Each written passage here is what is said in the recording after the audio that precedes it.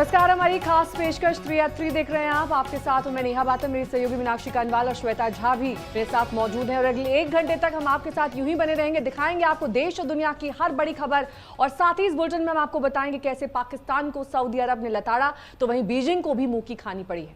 बिल्कुल, और ये भी आपको हम बताएंगे इस 1 घंटे में कि दुनिया को कोरोना फैलाने वाला चीन दरअसल क्या कर रहा है। पार्टी चल रही है, वहां पर मस्ती हो रही है, तस्वीरें दिखाएंगे आपको हम वहां की। खुद की बेगुनाही का हवाला देने वाले चीन के खिलाफ एक नया और बड़ा खुलासा भी हुआ है। इसकी भी पूरी जानकारी, पूरा डिटेल आपको देंगे। लेकिन सबसे पहले बात सुशांत केस की, क्योंकि सीबीआई की जांच इस मामले में अब तेज हो रही है। कैसे ईडी ने भी शिकंजा कस दिया है, इसकी पूरी डिटेल इस बुलेटिन में होगी। आपको बता दें कि सुशांत केस में सीबीआई की फुल एंड फाइनल जांच शुरू होने वाली है, लेकिन उससे पहले ईडी मनी लॉन्ड्रिंग की जांच कर रही है। आज ईडी के अधिकारी मुंबई में फिल्म निर्देशक रूमी जाफरी से पूछताछ कर रहे हैं और सवाल जवाब अभी भी जारी है। रूमी जाफरी सुशांत और रिया को लेकर फिल्म बनाने वाले थे। सारी तैयारी पूरी हो चुकी थी। ईडी उसी फिल्म के संबंध में कई जानकारियां जुटाना चाहती है।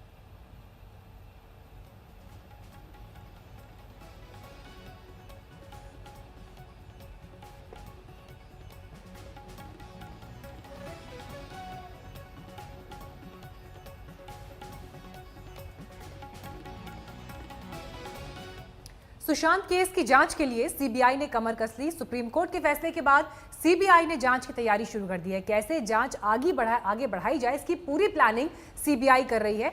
सीबीआई के मुख्यालय में एसआईटी की बैठक हुई। सीबीआई में डीआईजी सुवेज हक को नोडल ऑफिसर नियुक्त किया गया है। कल सीबीआई की टीम मुंबई रवाना हो रही है।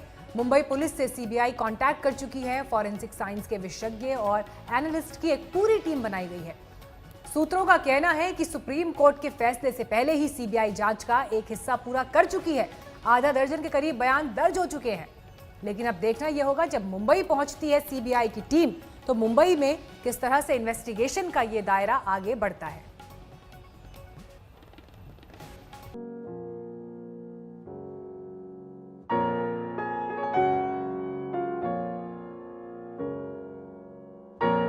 वो ख्वाबों को जीने वाला सितारा था।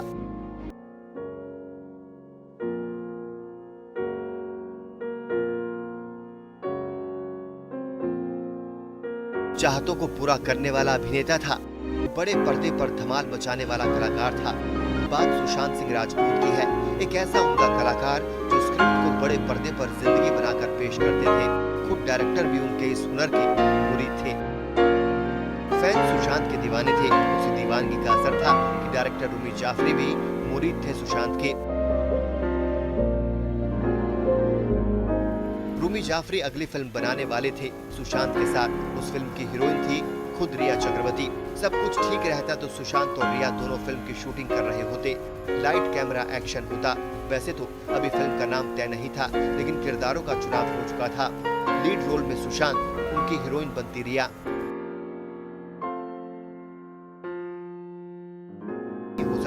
स्क्रिप्ट पर अमल होने से पहले ही सुशांत हमेशा के लिए बहुत दूर चले गए। रूमी जाफरी की फिल्म के लिए फाइनल की गई वही हीरोइन रिया सुसाइड केस में अब जांच के घेरे में है। रिया चक्रवर्ती पर संगीन आरोपों की जांच में जुट गई है सीबीआई। ईडी भी सुशांत के सुसाइड की गुत्थी को सुलझाने के लिए एक्शन में है। ईडी के मुंबई दफ्तर में अब फिल्म निर्देशक रूमी जाफरी से ईडी उनकी फिल्म से जुड़े हर राज जानना चाहती है। बताया जा रहा है कि रूमी जाफरी की फिल्म के लिए सुशांत की फीस 15 करोड़ तय हो चुकी थी। ऐसे में ईडी जानना चाहती है कि क्या सुशांत को 15 करोड़ दिए जा चुके थे। अगर हाँ, तो 15 करोड़ किसके अकाउंट में ट्रांसफर किए गए, या फिर सुशांत को सिर्फ एडवांस पेमेंट या साइनिंग अमाउंट दिया गया था। फिल्म के लिए रिया की डील कितने की थी। बतौर हीरोइन क्या रिया को पेमेंट किया गया। क्या रिया सुशांत की तरफ से प्रोफेशनल फैसले लेती थी। क्या रिया की शर्त थी कि सुशांत तभी रोल करेंगे जब वो खुद लीड हीरोइन होंगी। फिल्म के लिए फाइनेंस कौन कर रहा था, बैंकर्स कौन था। क्या रूमी ने रिया को किसी तरह की एडवांस पेमेंट की थी। ईडी ने रूमी जाफरी से डील या कॉन्ट्रैक्ट के पेपर, बैंक अकाउंट और अन्य अहम कागजात भी मांगे हैं। ईडी को शक है कि फिल्म फाइनल करने के पहले रिया ने रूमी जाफरी के सामने ये शर्त रख दी कि सुशांत इस फिल्म में तभी काम करेंगे जबकि उन्हें लीड एक्ट्रेस का किरदार मिलेगा। ईडी अब यह जानना चाहते हैं कि आखिरकार इस फिल्म के लिए सुशांत को कोई एडवांस मिला था, और अगर मिला था तो क्या उसका फायदा किसी तरीके से रिया चक्रवर्ती को भी मिला। रूमी जाफरी ने आज तक से खास बातचीत में कहा था, सुशांत का सुसाइड यकीन से परे है। उनके मुताबिक दूर दूर तक ख्याल भी नहीं था कि सुशांत आत्महत्या कर लेंगे। करियर और फाइनेंस की बात करें तो मुझे नहीं लगता उसे कोई कमी थी। कई फिल्म मेकर्स ने सुशांत के साथ काम करने की इच्छा जताई थी। इतने बड़े बड़े फिल्म मेकर्स के साथ काम करने के मौके सुशांत को लगातार मिल रहे थे, लेकिन रूमी जाफरी अब वो फिल्म नहीं करना चाहते। उन्होंने सुशांत को केंद्र में रखकर ही फिल्म की कहानी तैयार की थी। जब सुशांत ही नहीं रहे तो किसके लिए करें वो फिल्म। मुंबई से अनुराग गुप्ता के साथ दिल्ली से मुनीश पांडे, आज तक। सुशांत मौत मामले में सीबीआई की जांच अहम है, क्योंकि जांच एजेंसी का फोकस होगा उसका फ्लैट नंबर 601। जी हाँ, बांद्रा के फ्लैट नंबर 601 में कुछ ऐसा हुआ उसे फिर से रिक्रिएट की जाएगी, क्योंकि 601 में सुशांत रहते थे, लेकिन अब सीबीआई सुलझाएगी सुशांत केस की गुत्थी। 67 दिन बाद फिर खुलेगा वो कमरा।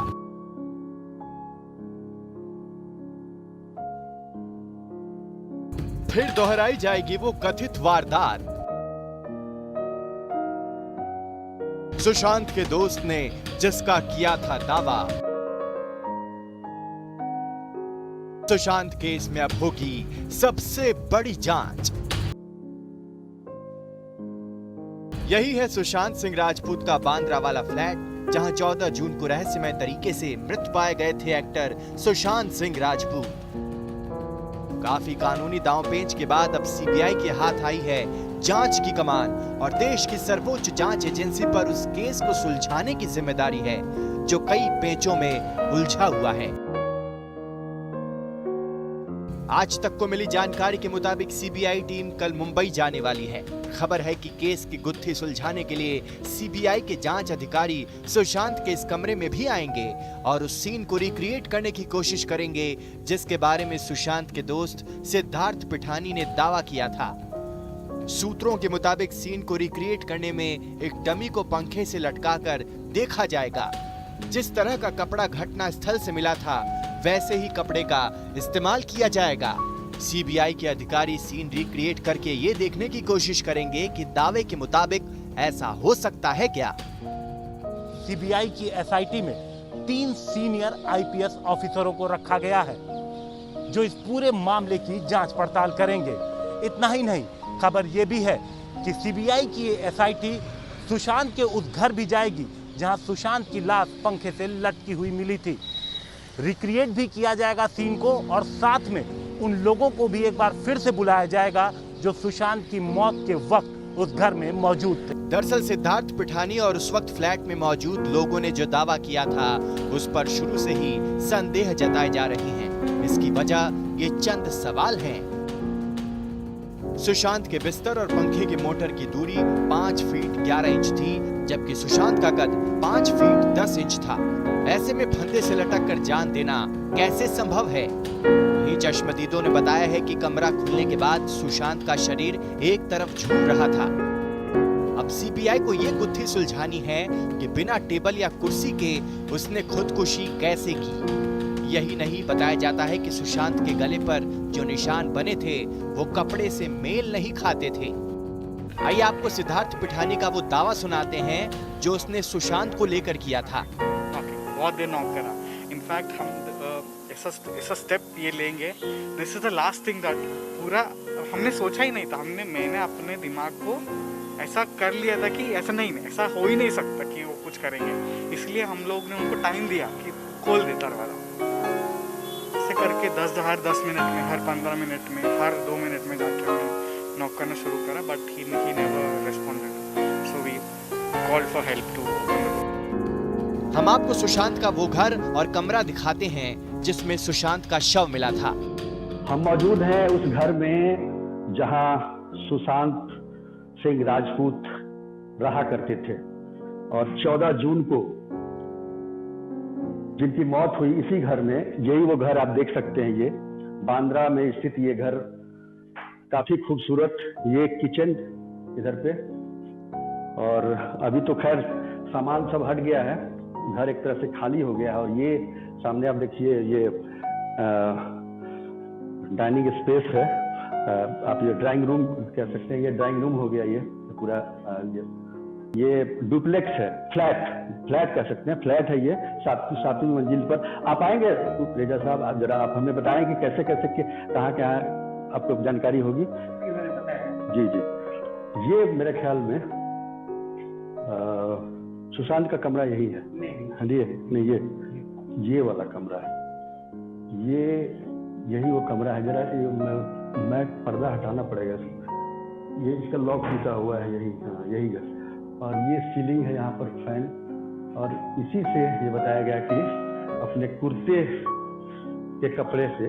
से बल्कि उन्होंने लटक के जान दी। ज्यादा ऊंचाई नहीं है अगर देखा जाए तो लंबाई के हिसाब से, लेकिन फिर भी कहा गया आत्महत्या है ये। तो अब इस कमरे में जल्द ही सीबीआई के जांच अधिकारी आने वाले हैं और सीन को रिक्रिएट कर परखने वाले हैं। आपको बता दें कि जांच एजेंसियां अक्सर उलझे हुए केस को सुलझाने के लिए रिक्रिएशन का सहारा लेती हैं। डमी के सहारे इसके जरिए देखने की कोशिश होती है कि क्या वास्तव में ऐसा हो सकता है जैसा बताया जा रहा है। यानी जांच का एक बड़ा दारोमदार अब क्राइम सीन के रिक्रिएशन पर टिक गया है। हिमांशु मिश्रा के साथ तंसीम हैदर, दिल्ली आज तक। लेकिन वक्त काफी गुजर चुका है और क्राइम सीन रिक्रिएट भी होता है तो एविडेंसेस वहां पर मिल पाना बड़ा मुश्किल है। देखना होगा, सीबीआई से काफी उम्मीदें हैं लोगों को। और अब बात हम करेंगे लगातार हो रही मूसलाधार बारिश की। दिल्ली में रात भर बारिश होती रही, सुबह उसकी हैरान करने वाली तस्वीरें सामने आई। दिल्ली की हालत तो ऐसी हो गई है कि पहचान पाना भी मुश्किल हो रहा है कि ये देश की राजधानी ही है और साल 2020 है। बिल्कुल, तमाम इलाके जलमग्न हैं, सड़कों पर जल जमाव है, कमर तक पानी भर चुका है और जगह जगह जाम जैसी स्थिति है। जहां तय होती है देश की किस्मत, उस दिल्ली का हाल देखिए। जहां से चलती है हिंदुस्तान की हुकूमत, उस दिल्ली का हाल देखिए।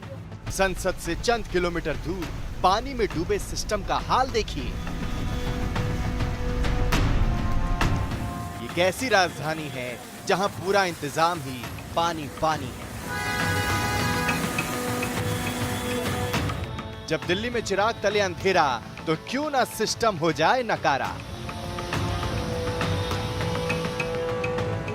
देखिए, एक बार नहीं बार बार देखिए, नजरें घुमा फिरा कर देखिए। ये दिल्ली है मेरी जान, जहां बारिश और पानी से सड़कों पर है घमासान। संसद वाले इलाके में पानी, सुप्रीम कोर्ट वाले इलाके में पानी, पॉश इलाके में पानी, पिछड़े इलाकों में पानी, पानी पानी पानी पानी और पानी।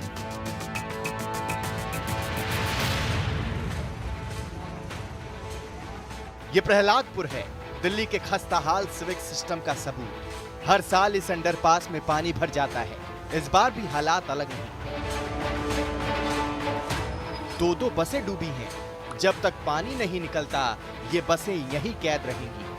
हालात इतने खराब हैं कि इस अंडरपास को फिलहाल बंद करना पड़ा है। इस बाइक सवार की हालत का अंदाजा लगाइए। ये बिहार यूपी के किसी दूर दराज देहात का हाल नहीं, ये दिल्ली की सड़कें हैं जहां पानी से सामना किए बगैर कोई चारा नहीं। इस बाइक सवार को पानी में आगे बढ़ने के लिए एड़ी चोटी का जोर लगाना पड़ रहा है। एक एक कदम आगे बढ़ने में बाइक सवार की सांसें फूल रही हैं।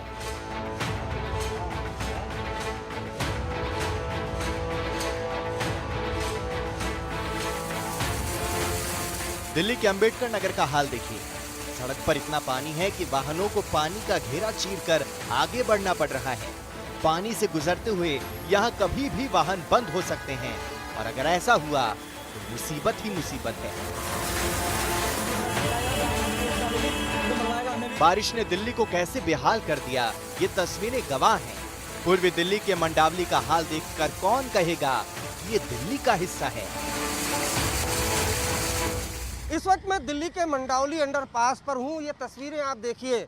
कल रात रुक रुक कर बारिश हुई थी और कल जो बारिश हुई थी उससे इस अंडरपास के अंदर पानी भर गया है। ये जो ट्रक आप सामने देख पा रहे हैं, मिनी ट्रक निकलने की कोशिश कर रहा था लेकिन नहीं निकल पाया। ऑटो यहाँ से ऑटो चालक है वो ले जाने की कोशिश कर रहा है, देख पा रहे हैं वो निकाल पाता है या नहीं निकाल पाता है। लेकिन दिल्ली के तकरीबन हर इलाके में इसी तरीके की वाटर लॉगिंग है। मयूर विहार का हाल भी कुछ अलग नहीं। मयूर विहार के तमाम हिस्सों में रात भर की बारिश के बाद पानी भर गया। बारिश तो उतनी जोरदार नहीं हुई, बूंदाबांदी ही होती रही, लेकिन दिल्ली के खराब सिविक इंतजामों की वजह से जहां तहां पानी का जमावड़ा हो गया। कमर तक पानी में डूबी दिल्ली की ये तस्वीरें किसी एक इलाके की नहीं, दक्षिणी दिल्ली के पॉश इलाके हों या सेंट्रल दिल्ली, सब तरफ एक जैसा हाल है। फिरोज शाह रोड, कस्तूरबा गांधी मार्ग, सब तरफ पानी ही पानी है। जरा सी बारिश में दिल्ली ऐसे ही डूब जाती है। दिल्ली को पेरिस और लंदन जैसे चमकाने के सपने इसी बारिश में धुल जाते हैं। मॉनसून से पहले अक्सर तैयारियां अधूरी रह जाती हैं। अरविंद ओझा, दिल्ली आज तक। पहुंचाने के लिए बात अब पड़ोसी देश पाकिस्तान की, जो अपने आर्थिक संकट के गंभीर दौर से गुजर रहा है। जी हाँ, वहीं पाकिस्तान अब चीन की गिरफ्त में भी जाने लगा है। चीन ने ऐसा शिकंजा कसा है कि पाक को कहीं से उम्मीद नहीं दिख रही। चीन और पाकिस्तान दोनों का एजेंडा भारत को परेशान करने का रहा है, लेकिन अब इनकी बोलती बंद हो गई है। सऊदी अरब से धुतकार तो चीन से मदद की गुहार। संकट में घिरा पाकिस्तान दर दर भटकने को लाचार। पाकिस्तान की सऊदी अरब में नहीं गली दाल, अब चीन के साथ मिलकर पाकिस्तान की नई चाल। पड़ोसी देश पाकिस्तान बिलबिला उठा है, समझ नहीं आ रहा कि वो क्या करे, कहां जाए, किससे मदद मांगे। हिंदुस्तान की मुस्तैदी से घबराए पाकिस्तान को फिर चीन नजर आया है। भारत के खिलाफ लगातार मोर्चेबंदी में जुटा पाकिस्तान उम्मीद कर रहा था कि सऊदी अरब मान जाएगा, वो हिंदुस्तान से अपनी दोस्ती तोड़ देगा और पाकिस्तान का सच्चा दोस्त बन जाएगा। लेकिन बात नहीं बनी, मायूसी हाथ लगी। अब वही पाकिस्तान चीन के द्वार पर जा पहुंचा है। विदेश मंत्री शाह महमूद कुरैशी बीजिंग दौरे पर हैं। पाकिस्तान कह रहा है कि इस दौरे पर चीन के साथ सामरिक मुद्दे पर बातचीत होगी। पाकिस्तान का डेलीगेशन चीनी विदेश मंत्री से विचार विमर्श करेगा। इलाके की सामरिक स्थिति पर दोनों देश चर्चा करेंगे। पाकिस्तान के यही विदेश मंत्री कुरैशी हैं, जिनके बयान से नाराज सऊदी अरब ने उन्हें आईना दिखा दिया। वो अब किसी भी सूरत में पाकिस्तान को मदद नहीं करना चाहते। कुरैशी ने भारत को लेकर सऊदी अरब को धमकी दी थी। कुरैशी ने कहा था कि कश्मीर मुद्दे पर ऑर्गेनाइजेशन ऑफ इस्लामिक कंट्रीज के सदस्य देशों की बैठक जल्द बुलाएं। कुरैशी ने यह भी कहा था कि अगर मीटिंग नहीं बुलाई गई तो वे इमरान से ये कहने के लिए मजबूर हो जाएंगे कि कश्मीर मुद्दे पर हमारे साथ खड़े इस्लामिक देशों के साथ अलग से बैठक बुलाएं। सऊदी अरब ने कुरैशी के बयान की रत्ती भर भी परवाह नहीं की। पाकिस्तान के सेना प्रमुख बाजवा भी सऊदी अरब को मनाने में नाकाम रहे और खाली हाथ इस्लामाबाद वापसी हो गई। लेकिन पाकिस्तान भला अपनी आदतों से कहां बाज आने वाला। अब वही विदेश मंत्री कुरैशी बीजिंग पहुंच चुके हैं। पाकिस्तान के चीफ ऑफ आर्मी स्टाफ से सऊदी क्राउन प्रिंस मोहम्मद बिन सलमान ने मिलने से साफ इनकार कर दिया है। उन्होंने अपनी नाराजगी जाहिर की है। जिस प्रकार से पाकिस्तान के फॉरेन मिनिस्टर ने सऊदी अरेबिया की निंदा की है कि वो कश्मीर के मुद्दे के ऊपर ओआईसी फॉरेन मिनिस्टर्स की मीट को बुलाने से साफ मना कर रहे हैं। चीन और पाकिस्तान दोनों की सीरत मिलती जुलती है। दोनों का अमन शांति से रिश्ता नहीं है। दोनों की सोच एक जैसी है, पड़ोसियों को परेशानी में डालने की। दोनों की नजरें भारत की जमीन पर है, तभी तो इन दोनों को जुगलबंदी में भरोसा है। अभी 2 दिन पहले ही पाकिस्तान के प्रधानमंत्री इमरान खान ने चीन के साथ अपने रिश्ते को जग जाहिर किया। ये पाकिस्तान का खौफ बोल रहा है। इमरान का ये बयान उनका भरोसा नहीं बल्कि उनकी घबराहट है कि संकट की घड़ी में चीन उनके मुल्क को महफूज रखेगा। लिहाजा अब इमरान चीन से दोस्ती की नई इबारत लिखना चाहते हैं। हिंदुस्तान के इन दो दुश्मनों की यारी देखिए। 2015 में चीन पाकिस्तान इकोनॉमिक कॉरिडोर सीपैक का ऐलान किया। सीपैक के तहत कई प्रोजेक्ट में चीन 62 अरब डॉलर का निवेश पाकिस्तान में कर रहा है। रक्षा क्षेत्र में पाकिस्तान के 75% टैंक और 65% fighter plane made in China है। चीन ही पाकिस्तान को सबसे ज्यादा हथियारों को निर्यात करता है। अभी पाकिस्तान चीन से ही 80,000 राउंड स्टील बुलेट खरीद रहा है, 15 आर्टिलरी गन, करीब 4,000 बुलेट प्रूफ जैकेट्स और एयर टू ग्राउंड सर्विलांस के लिए बैलून रडार भी सौदे की लिस्ट में है। पाकिस्तान चीन की दोस्ती का असल मकसद तो भारत की घेरेबंदी है, लेकिन दोनों देश ये भूल गए हैं कि उनकी ये हसरत हमेशा अधूरी रहेगी। दिल्ली से गीता मोहन और जितेंद्र बहादुर सिंह के साथ आज तक ब्यूरो। और आपको बता दें कि मई से जारी विवाद को सुलझाने के लिए चीन और भारत के बीच आज राजनयिक स्तर पर बातचीत हो रही है। लंबा अरसा बीत चुका है, लेकिन चीन अपने वादों पर अमल तक नहीं कर रहा है। तभी तो हिंदुस्तान अपनी सेना नहीं हटा रहा। लद्दाख में तनाव के बाद LAC पर जवान अलर्ट हैं ताकि किसी भी हिमाकत का करारा जवाब दिया जा सके। चीन अपनी आदतों से लाचार है। एक ओर वो बातचीत का ड्रामा करता है, दूसरी ओर हिंदुस्तान ने का ख्वाब दुस्साहसी ड्रैगन की नियत में खोट है, उस पर यकीन नहीं किया जा सकता। लिहाजा हिंदुस्तान हर मोर्चे पर चीन की करतूतों से अप्रैल में ही विवाद की शुरुआत हो गई थी, लेकिन उसका तनाव अभी भी बरकरार। विस्तारवाद का युग समाप्त हो चुका है। ये युग विकासवाद का है। तेजी से बदलते हुए समय में विकासवाद ही प्रासंगिक है। विकासवाद के लिए ही अवसर है। चीन ने जो किया उसका अति था गलवान। 15 जून को गलवान घाटी में चीनी सेना के साथ झड़प में 20 भारतीय जवान शहीद हो गए, लेकिन हिंदुस्तान के शूरवीरों ने चीनी सैनिकों को ऐसी सबक सिखाई कि चीन अपने जवानों की लाश नहीं बताना चाहता। गलवान से सबक लेते हुए चीन कई बार बातचीत के जरिए विवाद को सुलझाने की अपील कर चुका है। हिंदुस्तान ने भी दरिया दिली दिखाते हुए बातचीत की पहल मानी है। 15 जून की झड़प के बाद से अब तक 5 बार कोर कमांडर स्तर की बैठक हो चुकी, लेकिन नतीजा क्या निकला? बातचीत की आड़ में चीन अपनी तैयारियों को अंजाम देता रहा। फिंगर 4 से तनाव घटा तो जरूर, लेकिन वो अपने वादों के मुताबिक पीछे नहीं हटा। और तो और कई इलाकों में नए स्ट्रक्चर भी बना लिए हैं, तैनाती भी बढ़ा दी है। फिलहाल जो ताजा हालात हैं उसके मुताबिक फिलहाल चीन पैंगोंग में फिंगर 5 पर मौजूद है। फिंगर 4 के रिज लाइन पर भी चीनी सेना मौजूद है। Petrol point 17A Gogra hot spring area में भी PLA पीछे नहीं हटी। चीन ने फिंगर 5 और 8 के बीच के इलाके में काफी कंस्ट्रक्शन भी किए हैं। डेप्सांग में भी तनाव बना हुआ है। हालांकि गलवान और पेट्रोल पॉइंट 15 में काफी हद तक तनाव कम हुआ है। पहला चीज ये साबित करता है कि चीन की नीयत ठीक नहीं है। चीन, दूसरी जो बात है कि चीन धैर्य का खेल रहा है कि किसी तरह से मामला को आगे बढ़ाते जाओ।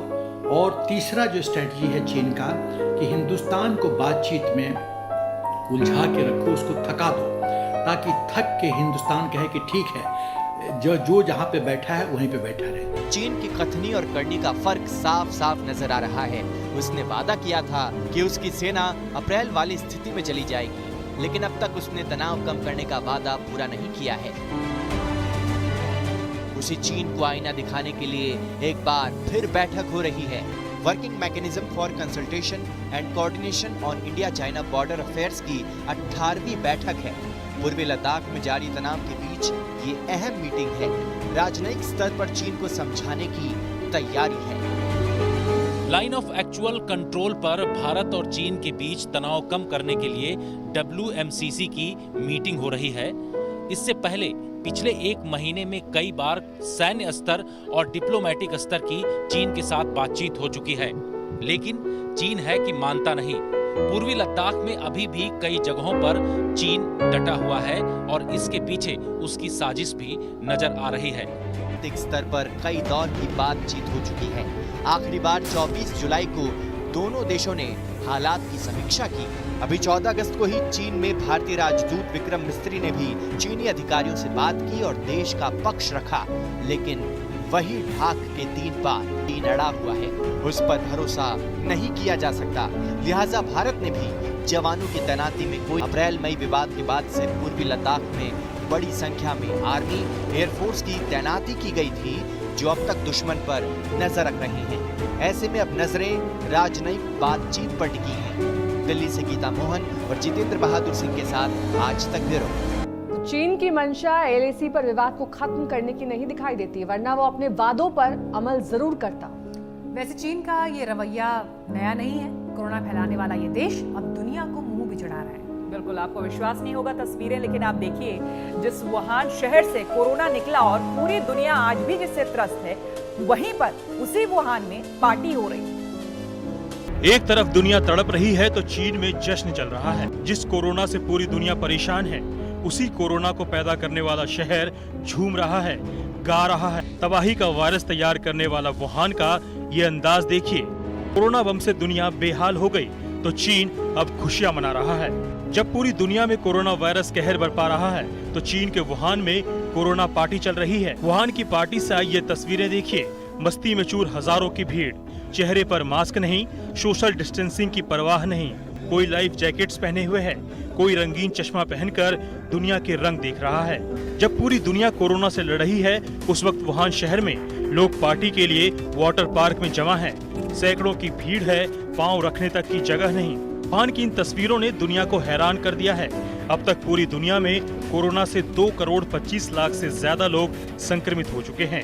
वायरस 7,90,000 से ज्यादा लोगों की जान ले चुका है। लेकिन कौन कहेगा उसी वुहान की ये तस्वीर है जहां से कोरोना पूरी दुनिया में फैला। वुहान में पार्टी करने वाले लोग भूल चुके हैं कि महामारी अभी खत्म नहीं हुई। उन्हें इसी बात का भी डर नहीं कि भीड़ किसी भी संक्रमण का कारण बन सकती है।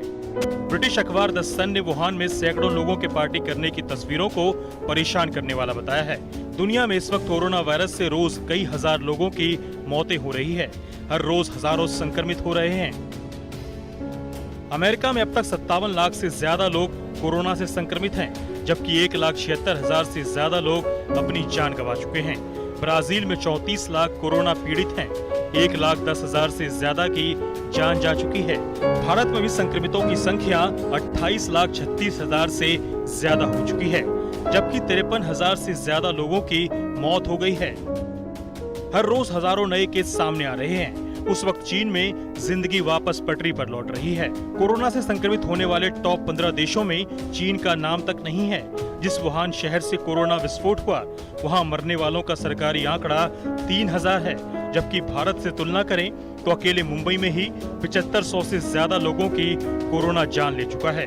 दुनिया के सामने इतना बड़ा संकट खड़ा करने वाले चीन को कोई फर्क नहीं पड़ता, तभी तो वो जश्न मना रहा है। अमेरिका बार बार कहता आया है कि चीन के वुहान शहर से ही कोरोना फैला। चीन की असलियत एक बार फिर सामने आई है। यूएस इंटेलिजेंस के हवाले से खुलासा हुआ है कि वुहान और हुबई प्रांत के अधिकारियों ने कोरोना के आंकड़े छिपाए। उनकी देरी से ही कोरोना फैलता गया और दुनिया के दूसरे हिस्सों में भी पहुंच गया, लेकिन चीन ने चुप्पी नहीं तोड़ी।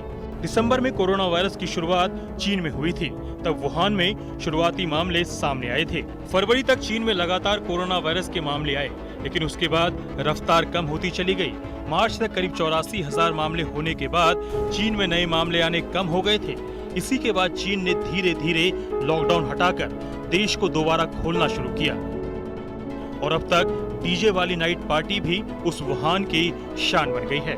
24 मार्च को वुहान की तस्वीर देखिए। 2 महीने के लॉकडाउन के बाद शहर को खोला गया, पाबंदी हटाई गई थी। 1 अप्रैल को वुहान में मेडिकल सेवा सामान्य कर दी गई थी। 8 अप्रैल को वुहान शहर का ट्रैफिक देखिए। हाईवे पर गाड़ियों की तादाद धीरे धीरे बढ़ रही थी। यानी जब वुहान अनलॉक हो रहा था, उस वक्त भारत समेत दुनिया के तमाम देशों में संक्रमण बढ़ रहा था, लॉकडाउन किया जा रहा था। कई महीनों से पूरी दुनिया चीन पर कोरोना फैलाने का आरोप लगा रही है और ये नई तस्वीरें जले पर नमक छिड़कने वाली हैं, चीन पर शक को बढ़ाने वाली हैं। तो इसी के साथ 3 at 3 में हमारे साथ इतना ही। देश दुनिया की तमाम खबरों के लिए आप देखते रहिए आज तक। नमस्कार, मैं हूं अंजना ओम कश्यप। हमें उम्मीद है ये वीडियो आपको पसंद आया होगा। लेटेस्ट खबरों के लिए यूं ही देखते रहिए आज तक और इस वीडियो के पसंद आने पर लाइक, शेयर एंड सब्सक्राइब करना ना भूलें।